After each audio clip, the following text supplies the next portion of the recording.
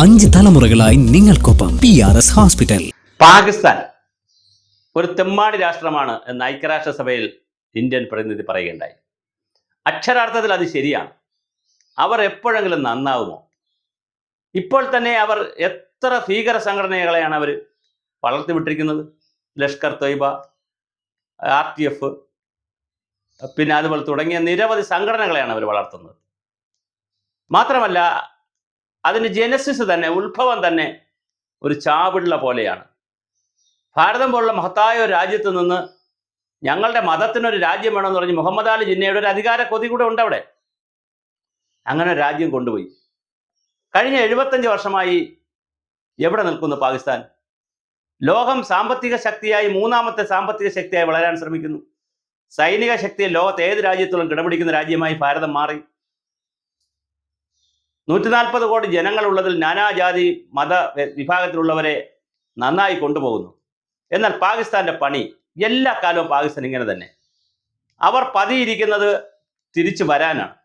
ഇപ്പൊ തന്നെ അവർ സമാധാനം എന്നൊക്കെ പറഞ്ഞ് ബഹളമുണ്ടാക്കിയത്, അവർ സാധാരണ ധരിച്ചത് ഭാരതത്തെ അവർ ആക്രമിക്കുമ്പോൾ അത് ഭീകരവാദികളുടെ രൂപത്തിൽ വന്നാലും, മത തീവ്രവാദത്തിന്റെ രൂപത്തിൽ വന്നാലും, സൈനിക രൂപത്തിൽ വന്നാലും, ഭാരതത്തിൽ വരുമ്പോൾ, ഭാരതത്തെ ആക്രമിക്കുമ്പോൾ ഭാരതം കുറച്ച് അങ്ങോട്ട് പ്രത്യാഘാതം കുറച്ച് അങ്ങോട്ടൊക്കെ കൊടുത്തു കഴിയുമ്പോൾ, പ്രതിരോധം കൊടുത്തു കഴിയുമ്പോൾ, ഭാരതം നമ്മളൊരു ജനാധിപത്യ രാജ്യമായതുകൊണ്ടും ഇതിനകത്തുള്ള ഒരുപാട് കക്ഷികൾ ഉള്ളതുകൊണ്ടൊക്കെ നമ്മൾ ഒരു സമാധാനത്തിന് വെള്ളരിപ്രാവുകളാവും.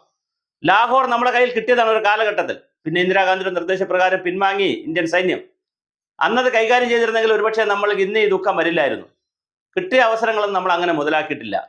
നമ്മളൊരു സഹോദര രാജ്യം എന്നുള്ള നിലയിൽ, അല്ലെങ്കിൽ ഒരു മറ്റൊരു മതത്തിൽപ്പെട്ടവർക്ക് ഭൂരിപക്ഷമുള്ള രാജ്യം എന്നുള്ളതിൽ പലപ്പോഴും വിട്ടുവീഴ്ചകൾ ചെയ്തിട്ടുണ്ട്.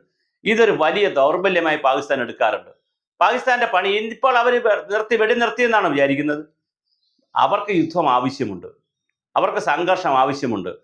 എന്തെന്നാൽ ഒന്ന് എന്ന് പറയുന്നത്, ആ രാജ്യം ബലൂചിസ്ഥാൻ ലിബറേഷൻ ആർമിയുടെ പ്രവർത്തനങ്ങളുടെ ഫലമായും അല്ലാതെയുമൊക്കെ അവർ വലിയ ആഭ്യന്തര സംഘർഷത്തിലൂടെയാണ് പോകുന്നത്. സൈന്യമാണ് അവിടെ കാര്യങ്ങൾ കൈകാര്യം ചെയ്യുന്നത്. സൈനിക മേധാവിയാണ്. പ്രധാനമന്ത്രിക്കൊന്നും ഒരു റോളുമില്ല. ഇമ്രാൻഖാൻ ജയിലിൽ കിടക്കുന്നു. അപ്പോൾ അങ്ങനെ വളരെ ഗുരുതരമായ ആഭ്യന്തര പ്രതിസന്ധിയിലൂടെ പോകുന്നു. അരിയുടെ വില 300 രൂപയായി. വെള്ളം കിട്ടാനില്ല. നമ്മൾ സിന്ധു നദിയുടെ വെള്ളം കൂടെ തടഞ്ഞപ്പോൾ തീർച്ചയായിട്ടും ജലക്ഷാമം വളരെ രൂക്ഷമാകും, ഭക്ഷ്യക്ഷാമം രൂക്ഷമാകും. അപ്പോൾ വലിയ ആഭ്യന്തരമായി ജനങ്ങൾ ഗവൺമെന്റിനെതിരെ തിരിയും, സ്വാഭാവികമായിട്ട് തിരിയും. രണ്ട് എം പിമാരാണ് ഗവൺമെന്റിനെതിരെ അവിടുത്തെ പ്രധാനമന്ത്രിയുടെ മുഖത്ത് നോക്കി, നിങ്ങൾ മറ്റു രാജ്യങ്ങളിൽ വസ്തുക്കളും വീടുകളും ആഡംബര സൗധങ്ങളും ഒക്കെ ഉണ്ടാക്കി വെച്ചിട്ട്, നിങ്ങളെ ബന്ധുക്കൾക്കെല്ലാം അവിടെ എല്ലാം ഉണ്ടാക്കി വെച്ചിട്ട് ഈ രാജ്യത്ത് ഞങ്ങളെ പാവങ്ങളായിട്ട് പട്ടിണിക്കിടുന്നൊക്കെ പറഞ്ഞ് 2 എം പിമാരാണ് അവിടെ ബഹളം ഉണ്ടാക്കിയത്. അപ്പൊ ആഭ്യന്തരമായി ഉണ്ടാകുന്ന ആ പ്രതിഷേധത്തെ തണുപ്പിക്കാൻ വേണ്ടി ഒരു യുദ്ധം എപ്പോഴും പാകിസ്ഥാൻ ആഗ്രഹിക്കും, കലാപം ആഗ്രഹിക്കും. രണ്ടാമത്, ലോക രാജ്യങ്ങളിടയിൽ ഇവരുടെ ഒരു സിമ്പതിയുണ്ട്, ഇവരുടെ ഒരു പ്രവർത്തന ശൈലിയുണ്ട്. സാധാരണയായി നമ്മളെ ആക്രമിക്കുമ്പോൾ നമ്മൾ തിരിച്ച് സൈനികമായി ആക്രമിക്കുക, അല്ലെങ്കിൽ മറ്റേതെങ്കിലും പാവപ്പെട്ട ആളുകളൊക്കെ താമസിക്കുന്ന, അല്ലെങ്കിൽ സാധാരണ ജനങ്ങൾ സിവിലിയന്മാർ താമസിക്കുന്ന സ്ഥലങ്ങളിൽ പോയി നമ്മൾ ആക്രമണം നടത്തും. അപ്പോൾ കുറെ ഫോട്ടോ ഒക്കെ എടുത്തിട്ട് മുസ്ലിം മതത്തിൽപ്പെട്ടവരെ, അല്ലെങ്കിൽ നമ്മുടെ രാജ്യത്തിലുള്ള പാവങ്ങളെ, മുസ്ലിങ്ങൾ, പ്രത്യേകിച്ച് മുസ്ലിങ്ങളെയൊക്കെ കൊന്നിരിക്കുകയാണെന്നൊക്കെ പറഞ്ഞ് കുട്ടികളുടെയും സ്ത്രീകളുടെയൊക്കെ ഫോട്ടോ ഒക്കെ എടുത്ത്, മാരകമായ മുറിവായ ഫോട്ടോ ഒക്കെ എടുത്ത് പല രാജ്യങ്ങൾക്ക് കൊടുത്ത്, തുർക്കി പോലുള്ള രാജ്യങ്ങൾക്ക് കൊടുത്ത്, പല പ്രദേശ രാജ്യങ്ങൾക്ക് കൊടുത്ത് പണം വാങ്ങും. അപ്പോൾ വിദേശത്തു നിന്നുള്ള സാമ്പത്തിക സഹായവും പണവും അവർ ആഗ്രഹിക്കുന്നു. IMF പോലുള്ള സംഘടനകളുടെ പണം ആഗ്രഹിക്കുന്നു. ആഭ്യന്തരമായി ജനങ്ങൾ ഒറ്റപ്പെട്ട്, ഗവൺമെന്റിൽ നിന്ന് ഒറ്റപ്പെട്ടു പോകാൻ, അല്ലെങ്കിൽ ഗവൺമെന്റിനെതിരെ തിരിയുന്നതിന് കുറയ്ക്കുന്നതിന് വേണ്ടിയിട്ട് ഒരു കലാപത്തിലേക്ക് പോകും, യുദ്ധത്തിലേക്ക് പോകും. ഇതൊരു വലിയ തന്ത്രമാണ്. പക്ഷെ എന്ത് ചെയ്യാൻ പറ്റും? ഈ തന്ത്രത്തിൽ എപ്പോഴും അവർ തോറ്റു പോവുകയാണ്. തോൽക്കുന്ന രാജാക്കന്മാരാണ് അവർ. എന്നാലും അവർക്ക് കയ്യിരിപ്പിനൊരു കുറവുമില്ല.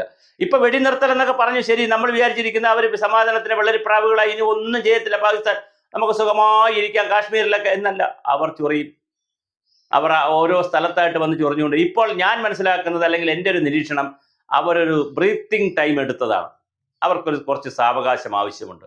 ഈ സാവകാശം വെച്ചുകൊണ്ട് വീണ്ടും അവർ തിരിച്ചു വരും.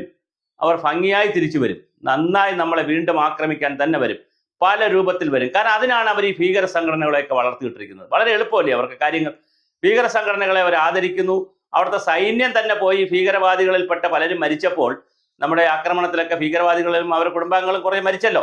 അവരുടെ ശവസംസ്കാര ചടങ്ങിൽ, അന്ത്യകർമ്മങ്ങളിലൊക്കെ പോയി ജിഹാദ് വിളിക്കാനും, പിന്നെ അള്ളാഹു അക്ബർ വിളിക്കാനും, ബോലോ തക്ബീർ വിളിക്കാനും ഒക്കെ ഒരുപാട് ആളുകൾ അവിടെ ഉണ്ടായിരുന്നു, സൈനികരും ഉണ്ടായിരുന്നു. ഇതൊക്കെ സൂചിപ്പിക്കുന്ന എന്താണ്? അവർ ഇനിയും